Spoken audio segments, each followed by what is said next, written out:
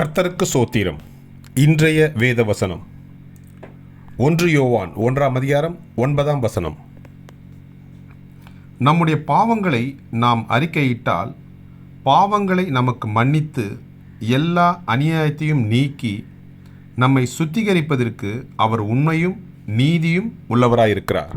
ஆமென். 1 யோவான் 1ஆம் அதிகாரம் 9ஆம் வசனம்.